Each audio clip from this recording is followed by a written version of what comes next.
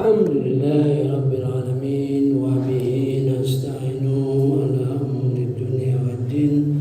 Allahumma salli wa sallim ala nabiyyina Muhammad wa ala alihi wa ashabihi ajma'in. Amma ba'du. Bapak-bapak, ibu-ibu sekalian, pada tausiah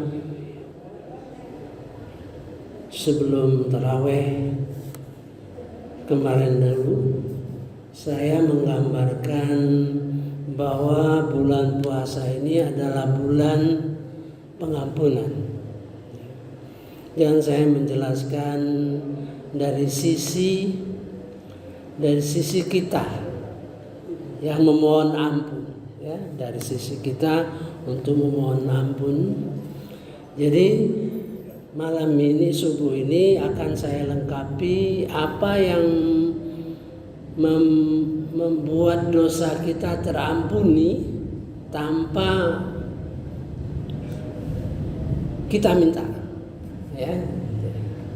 Di dalam beberapa ayat Quran tergambar bahwa banyak pihak yang akan mengampuni, mohonkan ampun dosa-dosa kita. Mari kita ulang sebentar yang kemarin, bahwa permintaan ampun itu di-trigger, dibangun dengan menyatakan dalam Al-Quran surah Al-Baqarah 285, wa qalu sami'na wa ata'na ghufranaka rabbana wa ilaikal masir. Mereka berkata, ya kita berkata, sami'na, kami dengar ya Allah, kami pelajari ya Allah, kami tekuni ya Allah, kami diskusikan ya Allah, sehingga kami memperoleh ilmu. Dengan ilmu itu wa ata'na, kami taati, kami patuhi. Jadi kalau kita ilmu kita banyak, tergambar kita tingkat kepatuhan kita semakin tinggi. Semakin ilmu yang banyak dan semakin ilmu tinggi, semakin ketaatan kita sudah pasti lebih tinggi, ya, sesuai dengan apa yang kita tahu. Kemudian kita ghufranaka, tentu di dalam perjalanan hidup kita, dalam mencari ilmu, dalam melaksanakan ketaatan itu banyak kurangnya, banyak salahnya. Ghufranaka, kami mohon ampun menurut standarmu. Jadi menurut standar Allah Subhanahu wa ta'ala, bukan menurut standar kita, ya. Ghufranaka Rabbana wa ilaikal masir. Ya Tuhan kami, kepadamu kami kembali. Nah, kita timbul pertanyaan dalam diri kita. Bagaimana pengampunan Allah yang kita harapkan itu menurut Allah Subhanahu wa ta'ala, ya.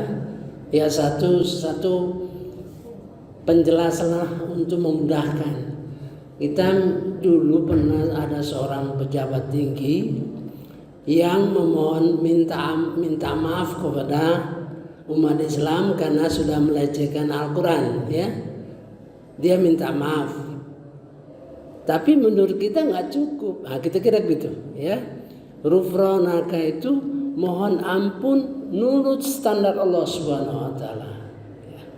Nah, di dalam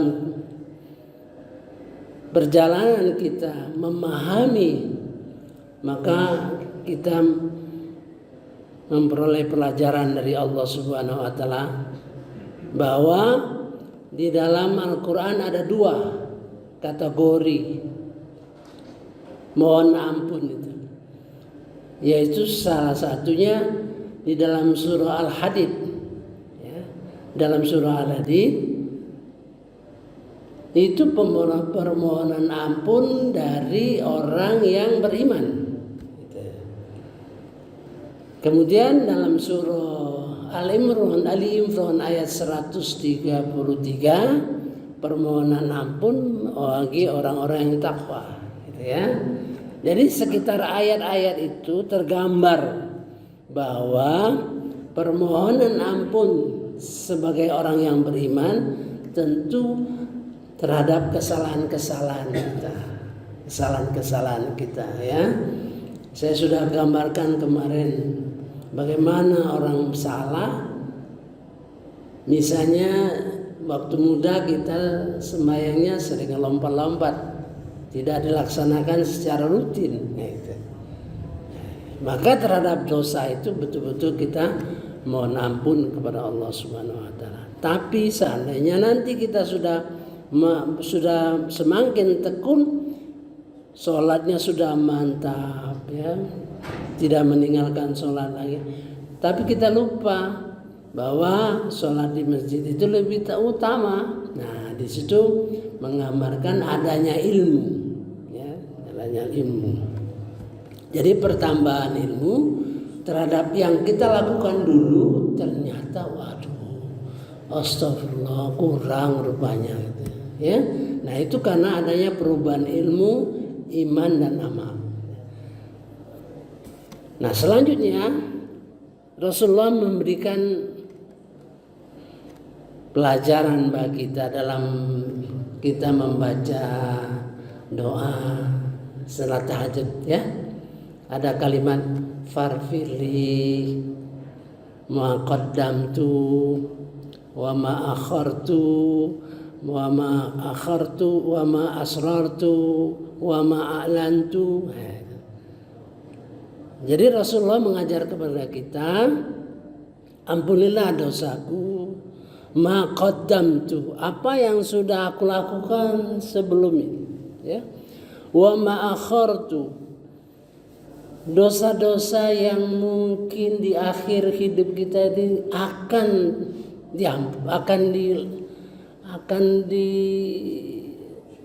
mungkin akan kita lakukan, nah, yang akan datang. Wa ma asrartu, dosa-dosa yang rahasia yang aku tidak tahu, gitu. Wa ma a'lantu, dosa-dosa yang aku tahu. Tambah satu lagi, wa ma, dan dosa-dosa anta, engkau, a'lamu bihi minni, engkau yang lebih tahu dari aku. Nah, itu, ya. Jadi dosa-dosa yang kita mohonkan ampunan itu adalah dosa-dosa yang Allah lebih tahu dari kita. Ada 5 yang diajar oleh Rasulullah SAW untuk selalu kita kenal bahwa di dalam dosa-dosa itu ada 5 kategori, ya. Di samping dalam Al-Quran ada 2 kategori, yaitu istighfar orang yang beriman dan istighfar orang yang bertakwa. Namun semua istighfar yang kita lakukan itu memerlukan muhasabah. Muhasabah itu artinya yang dicontohkan oleh Nabi Adam.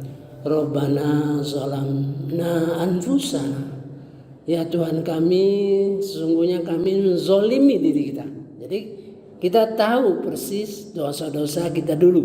Waktu kita muda, kita ingat selalu istighfar lagi. Pada suatu saat istighfar lagi, ya itu menurut penjelasan Pak Quraisyhab, ya.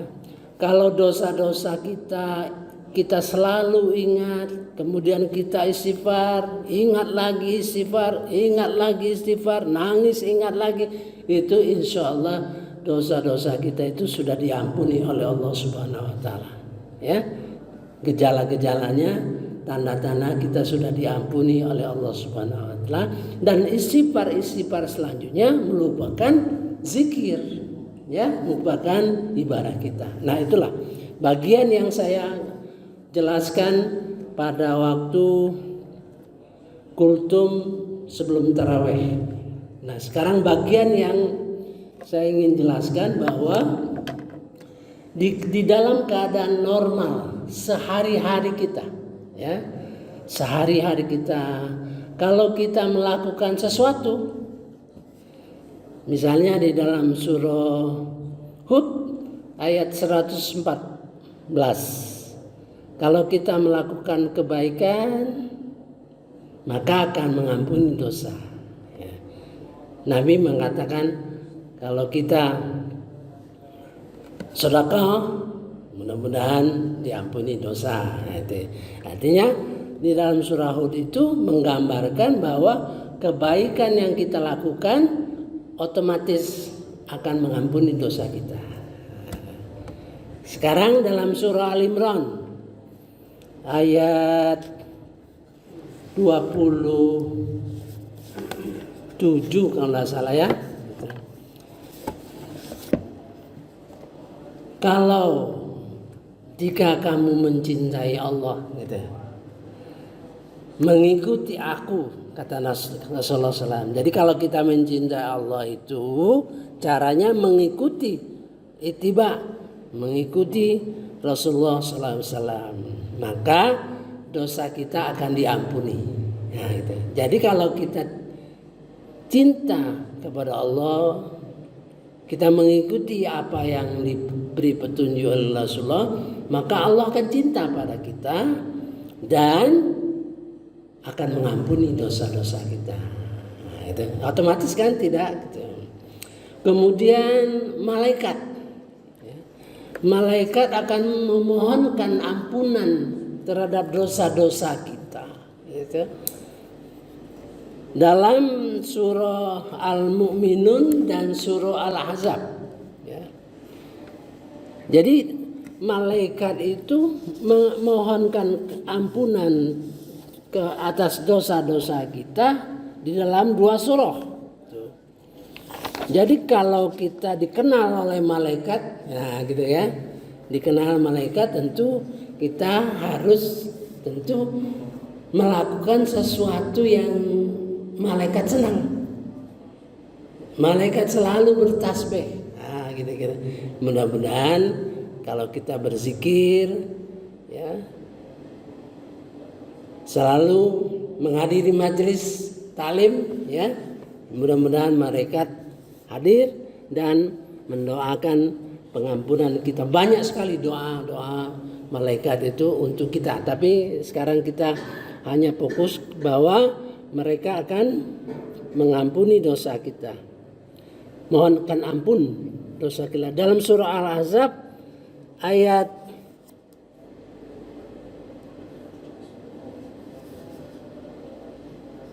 41, 42, 43, ya. Itu. Saya bacakan bahasa Indonesia saja. 43. Dialah yang memberi nikmat kepadamu, maksudnya Allah, dan para malaikatnya, ya, memohonkan ampunan untukmu, dan seterusnya, banyak. Dalam surah Al-Mu'minun ayat nomor 1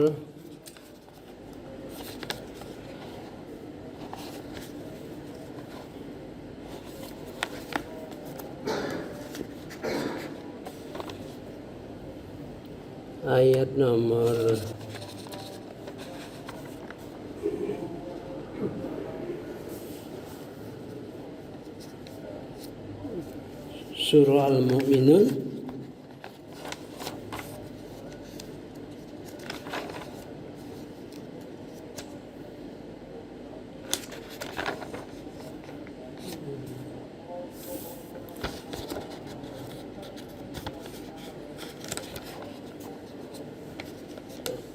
di awal surah, ya. Ya. Ayat nomor 7. Saya bacakan sedikit.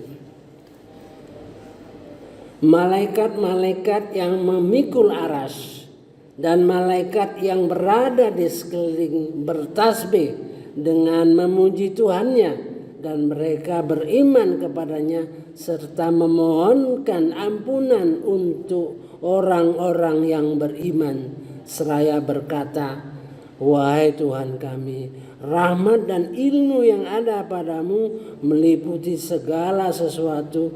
Maka berilah ampunan kepada orang-orang yang bertobat dan mengikuti jalan agamamu, dan peliharalah mereka dari azab neraka. Nah, dan seterusnya ada lagi. Jadi malaikat pun berdoa kepada kita. Tapi di sini lebih, kalau di dalam surah Al-Ahzab kepada orang beriman. Kalau di sini orang yang beriman dan bertobat. Jadi kalau kita bertobat ya terhadap segala sesuatu yang kita lakukan, insya Allah malaikat pun memohonkan ampunan kepada kita. Gitu ya. Sekarang Quran di dalam surah Muhammad ayat 2 ya. Ini yang cukup menggetarkan ya. Ini pertama kali nama Nabi Muhammad disebut Kitab Muhammad, bukan Quran ya. A'udzubillahi minasyaitonirrajim. Bismillahirrahmanirrahim. Ini saya baca. Walladzina amanu wa amilus solihat, dan orang-orang beriman dan beramal soleh, wa amanu bima nuzila ala Muhammad, dan beriman kepada yang diturunkan kepada Muhammad. Disebut ini ya, gitu disebut. Nabi Muhammad itu ada 4 kali disebut nama Nabi Muhammad. Nanti kita bahas ya pada kesempatan lain. Dan 1 kali namanya Ahmad. Nah, mengapa itu disebut 4 kali dalam Quran? Nah, sebagai orang yang ingin tahu mengapa ya sampai 4 kali. Nah, gitu. Kita lihat nanti, oh gini rupanya ada pesan-pesan yang kita perlu pelajari ya. Seperti ini. Wa amanu bima nuzila ala Muhammad wa huwal haq, dan ia benar kebenaran mir rabbihim. Nah, jadi kalau kita beriman kepada Al-Quran, membaca Al-Quran, merenungi Al-Quran, memahami sungguh-sungguh Al-Quran, janji Allah kaffaru alaihim sayiatihim. Kafar, ini pakai fi'il mudhari ini, pakai tasdid lagi, kafar, berulang-ulang Allah akan mengampuni. Kafar anu sayyati, berulang-ulang akan mengampuni dosa-dosa kita dan pasti. Nah, gitu ya. Wa aslaha balahum, dia akan memperbaiki kehidupan kita. Ya, saya kira ada satu lagi, yaitu baca Quran. Kedua, didoakan oleh para malaikat. Kemudian segala amal-amal kita yang bisa menghapus dosa kita, ya.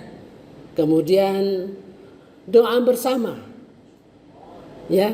Kalau kita mendoakan orang lain, sesama Muslim, sesama mukmin, dan orang lain mendoakan kita. Ada 4 ya. Di dalam surah Al-Hasyr, Rabbana fir lana wa li ikhwanina alladzina sabaquna bil, ya, itu dan seterusnya. Ya Tuhan kami, ampuni dosa kami dan dosa-dosa kami, saudara-saudara kami yang telah mendahului kami. Nanti kalau kita meninggal juga tentu didoakan. Nah gitu. 4 sudah. Sekarang surah Al-Anfal. Ini luar biasa yang ini. Satu ini ya. Surah Al-Anfal, yaitu kepada orang yang beriman dan menunjuk ketakwaan. Gitu ya. Tuh.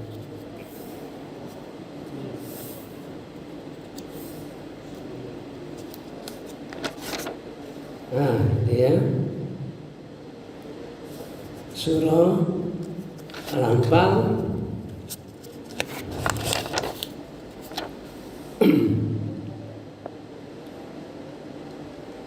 ayat 29.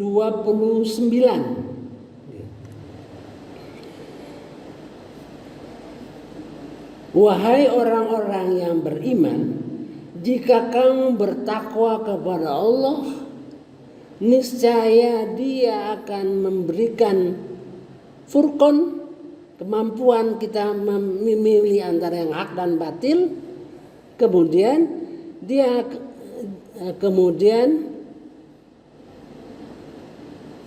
Dan menghapus segala kesalahanmu dan mengampunimu.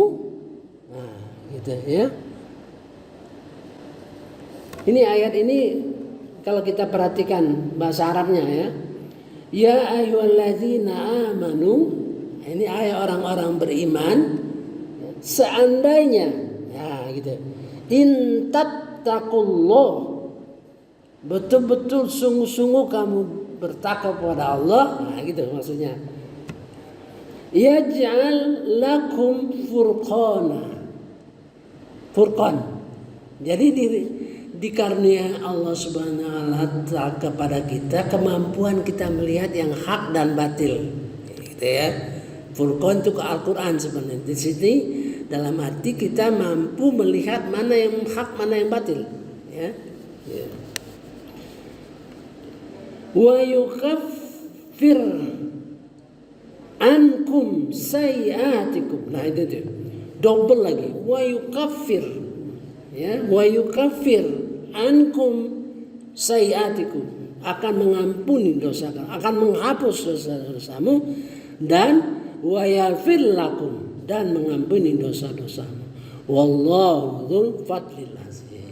Kita lihat 5. Jadi tanpa kita mohonkan ampunan kepada Allah, ada unsur-unsur lain yang bisa menghapus dosa kita. 1, berbuat baik, ya. Segala amal-amal kita mudah-mudahan akan membantu pengampunan dosa kita. 2, malaikat. Ya. Malaikat tentu kita harus sama frekuensi. Dia akan kenal kita kalau kita sama frekuensi. Atau menuruti hadis-hadis Rasulullah SAW di mana malaikat berada. Misalnya kita majlis talim, mengikuti pengajian, malaikat akan berada pada sisi kita, ya. 3, masalah saling mendoakan antar sesama muslim. Ke 4, sungguh-sungguh bertakwa, ya. 5, kita mencintai Allah dengan mengikuti petunjuk-petunjuk Rasulullah SAW. Nah, itulah artinya 2 hal di dalam bulan puasa ini yang bergerak, ya, yang akan mengampuni dosa-dosa kita. Saya kira cukup. Wallahu a'lam. Subhanakallahumma wa bihamdika asyhadu an la ilaha illa anta astaghfiruka wa atubu ilaik. Wallahu a'lam. Assalamualaikum warahmatullahi wabarakatuh.